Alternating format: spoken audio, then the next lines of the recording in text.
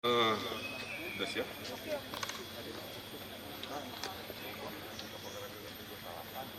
Ya rekan-rekan media, jadi hari ini Institut Jawa Barat, sebuah lembaga pemikir atau think tank yang kami bentuk bersama Pikiran Rakyat, mengadakan pertemuan dengan para sesepuh inohong-inohong Jawa Barat di Taman Insinyur Haji Juanda. Salah satu topiknya menyikapi berbagai isu yang berkaitan dengan kejawabaratan atau kesundaan. Nah, itu kita bahas dan tentunya dalam konteks kesimpulan adalah orang Sunda khususnya yang hadir menyepakati agar momentum bertemu bersatu ini harus terus dirawat. Oleh karena itu saya titipkan ke Institut Jawa Barat sebagai salah satu forum untuk menguatkan ini, kira-kira begitu. Yang kedua, kita juga harus fokus ya pada hal-hal yang sifatnya membangun, sehingga jangan diganggu oleh situasi-situasi yang mengoyak kebinekaan. Kita ketahui selain kejadian dari Arteria Dahlan, ada juga sekarang rame kan. Nah itu juga menurut saya sangat disesalkan, karena pada dasarnya hidup ini ada pilihan. Pada saat kita punya lisan, kita ada pilihan menyampaikan pilihan-pilihan kata yang sama argumentasinya tapi tidak menyakiti, kan begitu. Tapi kalau dipilih kalimat-kalimat yang mungkin menjadi multitafsir, menyinggung, nah itulah akhirnya bangsa ini sibuk waktunya membahas hal-hal seperti itu dibanding kemampuan untuk membangun. Terkait juga pertanyaan ibu kota negara, saya sampaikan sama juga, walaupun kriterianya mengarahkan begitu ya, arsitek, kepala daerah, saya tidak bisa berandai-andai, ya, tidak bisa mengira-ngira sampai nanti kabar resminya tentunya pasti media juga akan diberi kabar lah, kira-kira begitu. Nah, tahun ini tuh tahun banyak panen, peresmian itu banyak terjadi. Jadi saya sebagai gubernur akan sangat fokus pada kerja-kerja, ya.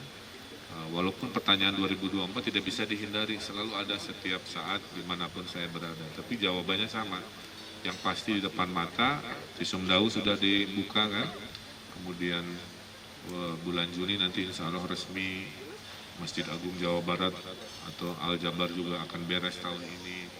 Kemudian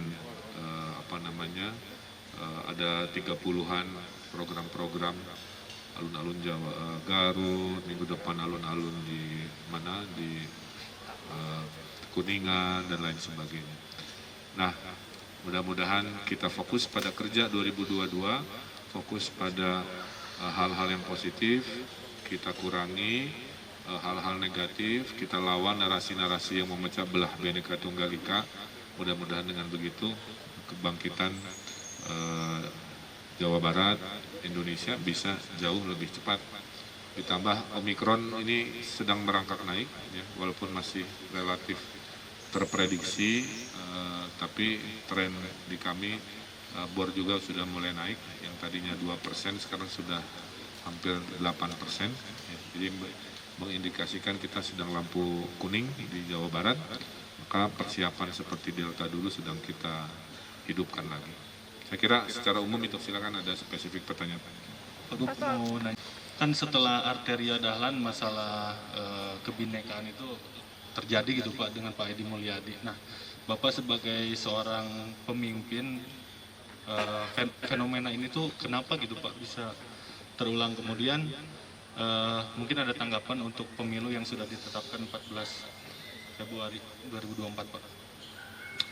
Ya, saya menyesalkan ya, dalam waktu yang berdekatan kita diributkan oleh tindakan ucapan-ucapan dari mereka-mereka secara terang-terangan di ruang publik yang akhirnya menyakiti perasaan kelompok masyarakat yang menjadi sebuah bagian dari yang namanya Rumah Kebinekaan Indonesia.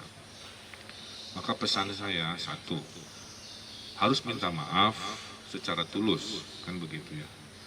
Setelah maaf, kalau ada aspek hukum ya tentulah harus dihadapi aspek hukumnya. Karena kadang-kadang maaf saja tidak cukup jika memenuhi aspek pelanggaran hukum, kira-kira begitu. Nah, yang berikutnya, ini menjadi hikmah buat kita-kita yang mengamati, jangan mengulangi apa yang dipertontonkan itu. Yaitu tadi, dalam hadis Islam saja, hadis nabinya bicaralah yang baik atau diam, kan begitu. Kalaupun harus bicara, yang baik-baik. Jadi ada pilihan, mau bicara, argumentasinya sama, tapi pilihan narasinya bisa dengan bahasa yang tidak baik, bisa dengan bahasa yang baik, itu pilihan. Nah, saya mohon kita edukasi anak cucu kita, menyampaikan argumen, gunakanlah bahasa-bahasa yang baik, yang tidak menyinggung, sehingga mudah-mudahan masalah ini bisa tuntas. Kalau memang ada aspek hukum harus dihadapi, dan aspek psikologisnya ya tentunya jadi pelajaran bahwa minta maaf itu penting, mengakui kesalahan itu penting, dan jangan diulangi. Nah, terkait pemilu yang sudah diketok, saya kira pertanyaan-pertanyaan capres itu pasti tinggi, tapi saya sampaikan fokus saya tetap akan bekerja, ya. Saya senang 2022 karena kerjaan-kerjaan banyak yang selesai. Jadi nanti berita dari saya kebanyakan peresmian ini, pembukaan itu, kan begitu ya. Karena selama 2 tahun kan terhenti COVID, 2022 adalah tahun panen kinerja, dan saya akan fokus membereskan hal tersebut. Saya kira itu. Oke, makasih. Hatur nuhun. Assalamualaikum. Omikronnya kasus sedang naik ini daerah lampu kuning itu di wilayah Jawa Barat di mana aja? Mayoritas dari catatan kita masih seputar Jabodetabek. Jadi COVID itu epicentrumnya selalu di situ. Karena pintu gerbang impornya, masuknya mayoritas datang dari bandara, ya, yang ngumpulnya juga di situ. Sehingga pada saat ada penurunan lokal juga dari situ. Termasuk yang di Kabupaten Bandung, itu si suaminya datang dari luar negeri, karantina sembuh, pas ke Kabupaten Bandung ternyata muncul lagi, kan begitu. Nah, jadi di Jawa Barat, Depok, Bekasi penyumbang terbesar kasus Omikron. Kalau PTM-nya sendiri harus dievaluasi. Masih terkendali, masih proporsional. Kita akan putuskan sesuai situasi. Terima kasih, hatur nuhun. Assalamualaikum warahmatullahi wabarakatuh.